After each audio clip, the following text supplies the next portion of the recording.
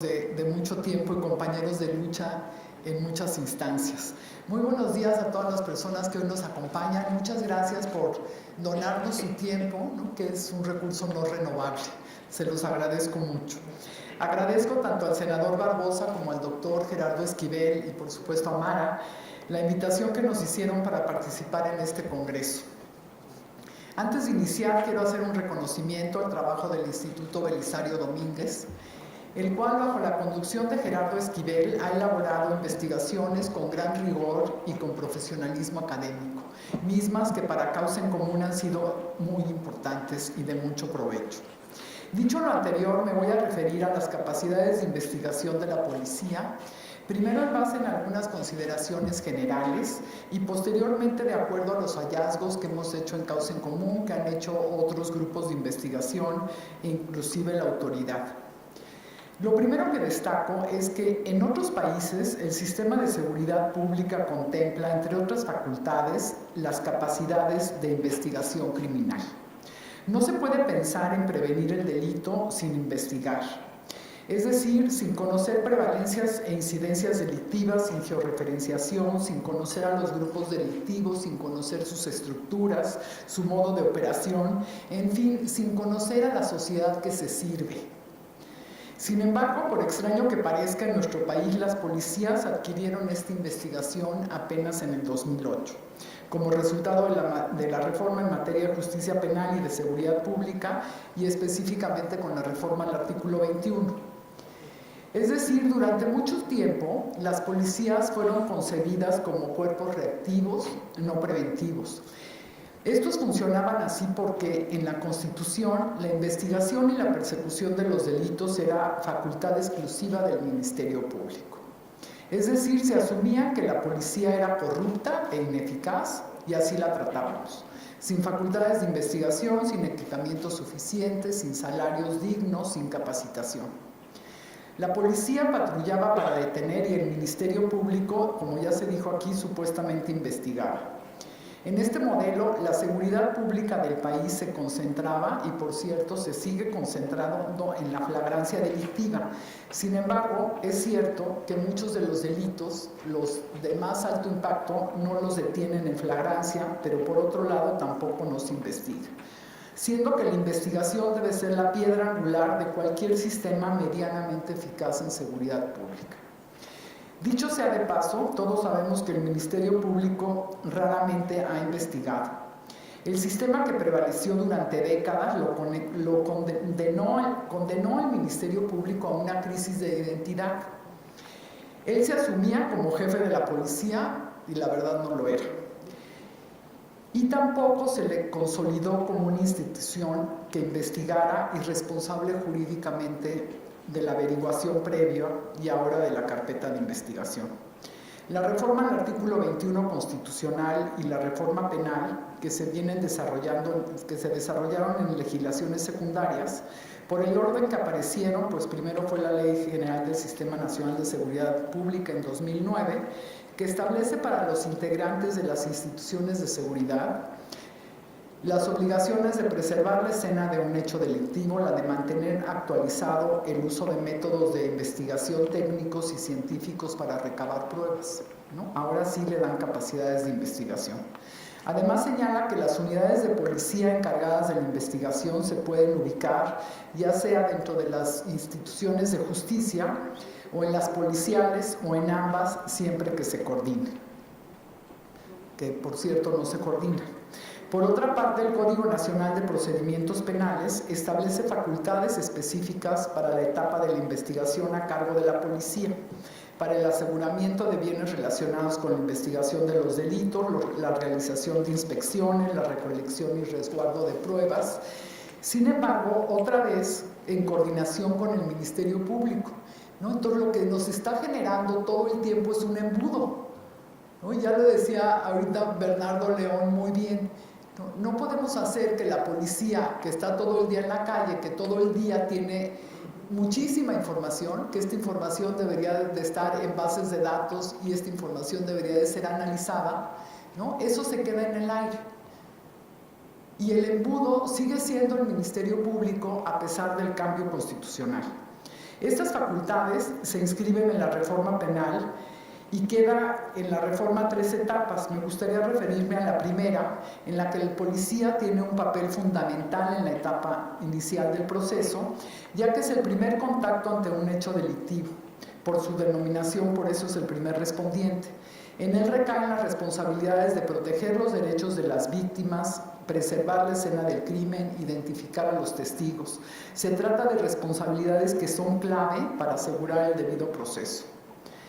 Aunado a estas adecuaciones procedimentales, también vemos ajustes organizacionales en algunas de las policías. Como ejemplo, bueno, pues en la Policía Federal en 2010 se creó la División de Investigación. Asimismo, en algunas instituciones de seguridad pública de las entidades federativas se incorporaron ya sea una subsecretaría, una dirección general, una unidad responsable de las tareas de investigación.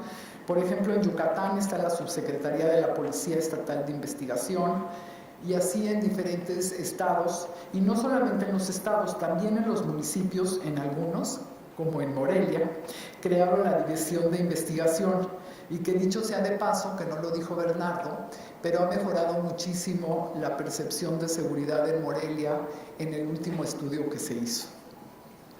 En suma, las modificaciones legales procesales, aunadas a algunos ajustes organizacionales, establecen un modelo de investigación policial de avanzada. El problema, todos lo sabemos, es que hay un gran distanciamiento entre el diseño, la estructura organizacional y la práctica. Parecería que estamos atrapados en lo que algunos académicos denominan el fetiche normativista, porque se promulgan leyes, en ocasiones ambiciosas como estas, pero estas no se ven acompañadas por los ajustes necesarios en los procesos, en los perfiles, en la capacitación, para que realmente sean aplicables. El hecho es que ni la reforma constitucional ni las leyes secundarias se han traducido en una auténtica transformación institucional que permita construir policías y ministerios públicos con perfiles para la investigación. Que nos quede claro entonces, los principales problemas se encuentran en las capacidades de los operadores del sistema de justicia y no en las reglas del mismo. Pero en cuanto a los policías, el tema es aún más profundo y para ello no tenemos más que remitirnos al Sistema Integral de Desarrollo Policial.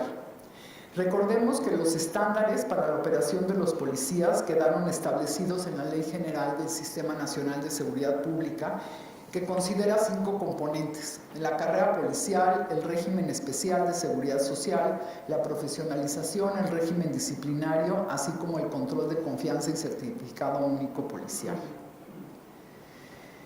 Si nos vamos a lo más básico, en Causa en Común tenemos documentado que en la gran mayoría de las policías no saben ni siquiera hacer un reclutamiento adecuado, que existen corporaciones que llevan más de 7 años sin otorgar promociones, que en muchos casos los policías, como todos sabemos, pagan sus uniformes, pagan sus viáticos, pagan la reparación de sus patrullas, que en la mayoría de los casos no se cuenta con equipo suficiente ni adecuado, que las jornadas laborales son frecuentemente irracionales, que los salarios y las prestaciones son claramente insuficientes. Esto quiere decir que aun cuando ya tenemos una nueva ley que en 2008 le da más facultades, que trata a la policía desde otra perspectiva, sin embargo la realidad de los que viven los policías en el día a día es otra. Si estamos maltratando todo el tiempo a nuestros policías, pues no podemos esperar que estos policías salgan a tratar bien a la gente. Es decir, no solo tenemos un déficit en cuanto al número de policías, como excepción la Ciudad de México y quizás Tabasco, sino que la totalidad de nuestras corporaciones estatales y municipales se encuentran muy lejos de los lineamientos básicos de desarrollo institucional definidos en la ley. Con este piso institucional tampoco es de sorprender a nadie que no hayan avanzado en la profesionalización en general y menos aún en lo que se refiere al sistema de justicia penal acusatorio. Quisiera traer a colación que faltando un año para que concluyera el plazo legal para su implementación, el SIDAC señalaba que hacía falta capacitar al 83% de los policías preventivos, ministeriales y personal penitenciario. Para solventar este rezago, el gobierno federal instruyó que se les capacitara. Y así ocurrió. capacitación fue con un taller express de pocas horas en las que se revisaron tan solo los fundamentos básicos. En estas condiciones, nadie puede obtener la especialización necesaria ni transformarse en un elemento útil en ninguna corporación ni para el sistema de justicia. Por eso no extraña que en la evaluación más reciente del SIDAC señale que hay un riesgo en la sustentabilidad de la reforma penal, ya que, aunque supuestamente se capacitó a 250,000 personas con apoyo federal, las carencias afloran inmediatamente cuando se realiza una evaluación cualitativa o simplemente cuando se observa la actuación fuera del protocolo de quienes ya recibieron estos cursos o de los que se supone que los recibieron, ¿no? Porque llama la atención que el secretario ejecutivo del sistema, Álvaro Vizcaíno, que por cierto ya está aquí, reconoce en este mismo recinto que 1 de cada 5 policías estatales nunca fueron a la academia, pero también saca un estudio la semana pasada donde presenta un informe que señala que la capacitación en el segundo semestre del 2016 fue casi perfecta. Me imagino que se refiere a lo que hizo CETEC. Al obtener una calificación de 9.1 en la escala del 1 al 10. Sin embargo, en estos datos no nos aclaran que esta calificación, si es que fue así, fue meramente cuantitativa, no cualitativa. Entonces, lo menos que podemos decir es que parece contradictorio e irresponsable cuando es evidente que lo que hace falta es capacitar a los operadores del sistema. Como vemos, las autoridades no muestran que trabajen en el desarrollo de un diagnóstico que realmente sirva para la toma informada de decisiones, que al parecer ya puede ser que nos empiecen a hacer un diagnóstico que esperamos se apure.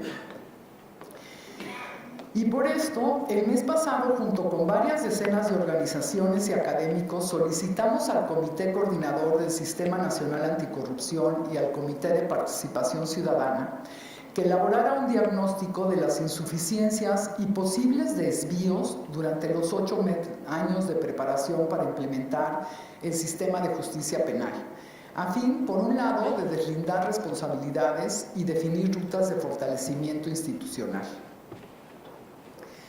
Por eso también, en Causa en Común y como parte del colectivo Justicia sin Pretextos, pensamos que cualquier propuesta que amplíe el catálogo de delitos sujetos a prisión preventiva oficiosa yerra en el diagnóstico, implica una regresión y en consecuencia constituye una contrarreforma al sistema de justicia penal. Por supuesto que creemos que sí puede haber ajustes al sistema, como ya lo decía Bernardo, en temas muy puntuales, pero no en la ampliación del catálogo. Requerimos entonces que la autoridad trabaje inmediatamente en el desarrollo de un diagnóstico que realmente sirva para tomar decisiones informadas, hacer los ajustes que se requieran y no al revés, como ahorita se pretende. En Causa en Común estamos convencidos, junto con un número creciente de organizaciones, académicos y analistas, que para concretar los lineamientos del sistema de desarrollo policial, para concretar las facultades de investigación que comparten policías y ministerios públicos y para concretar responsabilidades que se les asigna al sistema penal acusatorio, debemos transitar por una ruta de transformación institucional que se desarrolle independientemente de las agendas políticas y electorales.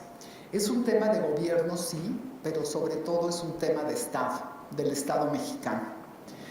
Urge por ello que en el Consejo Nacional y el Secretariado Ejecutivo operen una estrategia que sea calendarizada, con suficiencia presupuestal, abierta al escrutinio público, mediante portales en línea y otros mecanismos de transparencia, que cuenten con un componente ciudadano que vigile el ejercicio de los recursos destinados a la seguridad y verifique el cumplimiento de las metas. No sigamos engañando ni sigamos condenando a nuestras policías a un papel cada vez más frustrante, con definiciones que están fuera de sus condiciones reales de vida y de operación. Mientras no tengamos un verdadero plan de desarrollo policial y ministerial, mientras el Consejo Nacional de Seguridad Pública no cumpla con los acuerdos a los que se autoimpone, Mientras el Secretariado Ejecutivo no se transforme en un instrumento de evaluación técnica y mientras no se impongan incentivos y sanciones reales asociadas al cumplimiento e incumplimiento de metas y objetivos, no saldremos de este pantano en el que hemos convertido a nuestros sistemas de seguridad y procuración de justicia o a un solo sistema de seguridad y justicia que es al que pretendemos llegar. El mito, amigos, es creer que con una contrarreforma vamos a solucionar el problema en el que tenemos metida a la sociedad y a las policías. Eso se llama populismo legislativo. La realidad es que el desastre solo se va a solucionar quitando el cinismo de algunas de nuestras autoridades, y esto solo va a suceder cuando los incentivos y las sanciones estén claras y en realidad se impongan. Siempre debemos seguir debatiendo y cuando sea necesario, por supuesto, enmendar nuestras leyes, pero hagámoslo con evidencia y con autocrítica. En todo caso, no perdamos tanta energía y vayamos a la cuestión de fondo. Y la cuestión de fondo, más que legal, es institucional. Sabemos que será una tarea que tomará años y que requiere consensos políticos muy amplios, y que es mucho más complejo que modificar una ley. Pero la única que nos permitirá seguir construyendo y hacer de nuestra realidad una realidad distinta es construir mejores instituciones. Muchas gracias.